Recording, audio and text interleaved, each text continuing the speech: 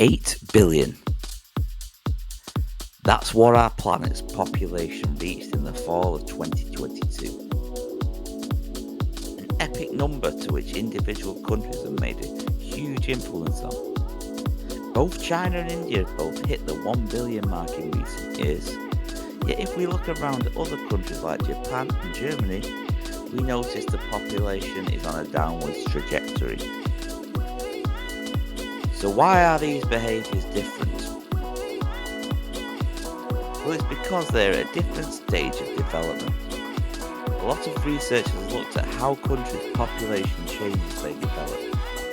And we've noticed lots of similar patterns.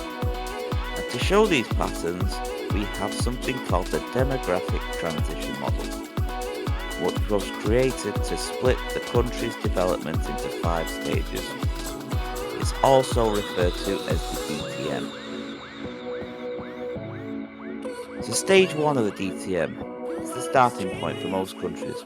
We notice that the birth rate is high, the death rate is high, and the population remains low. There aren't really many countries in this stage anymore, other than a few remote tribes and communities. Now stage 2 is where we start to see where most LICs fall into. Examples include Cambodia and Afghanistan. Here, infant mortality is high due to the limited healthcare and the little access to family planning. Thus, the birth rate stays high, but we can see some improvement with countries' access to basic healthcare. Eventually, the death rate starts to fall. As a result, the population starts to grow significantly. When we get to stage 3, we start to see NEEs coming to the mix. A better economy can start to fund healthcare improvements, so the death rate continues to fall further.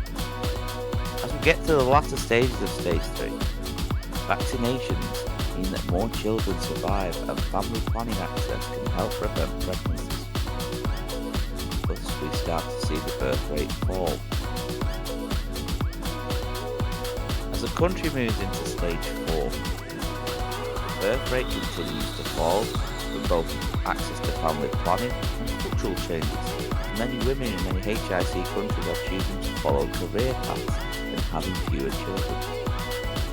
The death rate remains low as the medical professions advance further. The UK and the USA are both examples of stage 4 countries. Now once a country reaches stage 5, we sometimes start to see the birth rate drop below the death rate. This means that more people are dying than being born in a country in stage 5. The population starts to decline.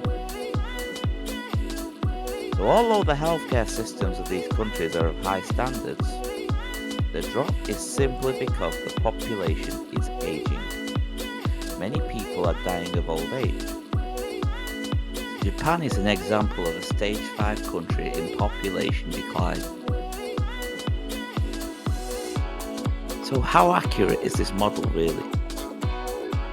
Well, not every country will follow the pattern that this model is showing.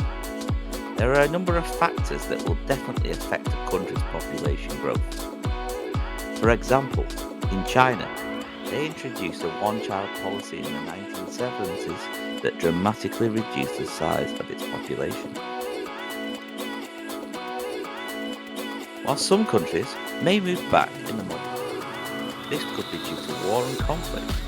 For example, Syria's population has dramatically decreased due to people either being killed or they're fleeing the conflict. The model does not also take into account the impact of migration.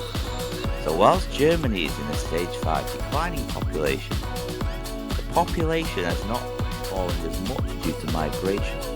Migration is increasing that population.